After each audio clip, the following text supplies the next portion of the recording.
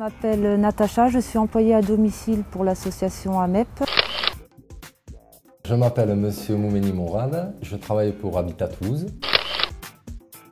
Zora, je suis ASH dans le service médecine. Je m'appelle Rodriguez José. Mon travail, c'est gérant d'immeuble.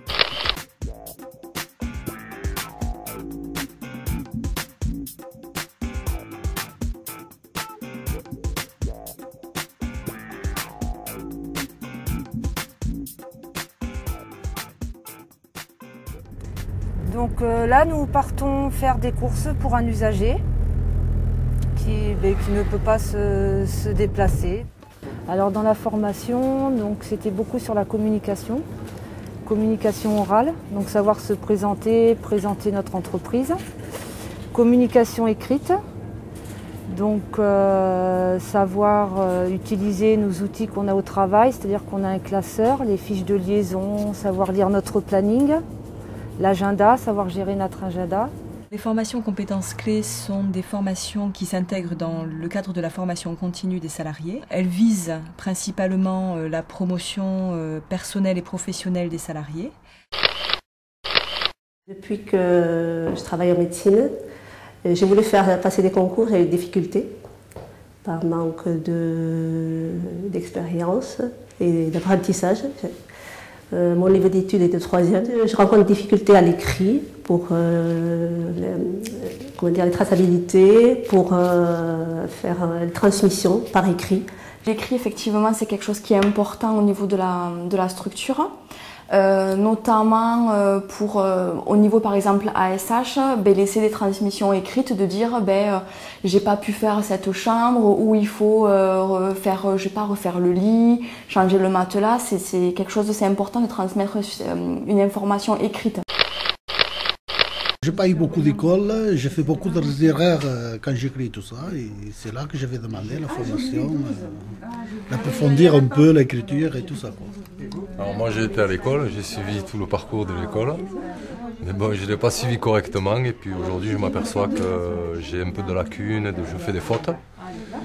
Donc bon, c'est pour le travail et pour la vie de tous les jours aussi, quoi. Ces formations permettent aux salariés de prendre de la hauteur, de redonner du sens à leur environnement et de se situer dans leur organisation professionnelle. Si j'ai un courrier de locataire à faire et que je sais que quand je vais le faire, je vais faire des fautes, autant mieux attendre le lundi que je suis en formation, j'amène ce courrier. Donc j'explique à la formatrice que j'ai un courrier à faire. À ce moment-là, elle me laisse le faire. Quand j'ai fini, elle vient, elle me montre les points où j'ai fait des fautes. Et ensuite, j'essaie de me corriger tout seul. Et ça, c'est un répertoire. Vous pouvez noter, par exemple, all.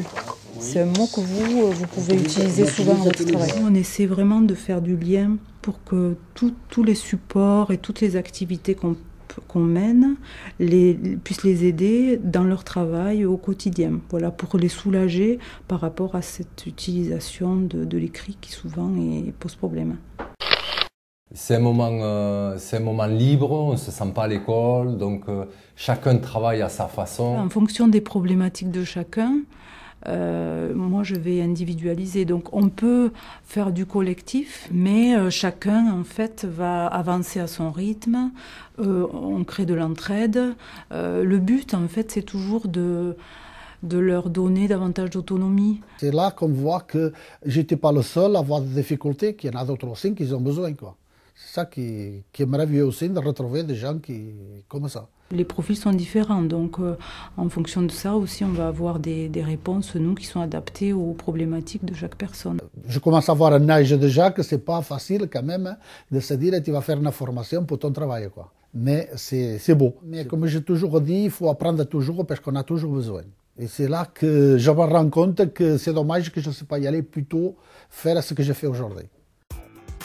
Le principal objectif de ces formations, c'est l'autonomie des salariés. On constate également une prise de confiance en soi assez rapidement. Je voulais absolument enlever cet handicap et ce freinage qui m'a fait un blocage. Et ça m'empêchait même de travailler, j'étais mal dans ma peau, je n'arrivais pas à m'intégrer à l'équipe, je me sentais mal dans l'équipe. Malgré mes fautes, j'ai pas peur d'écrire. Aujourd'hui, il faut remplir un chèque.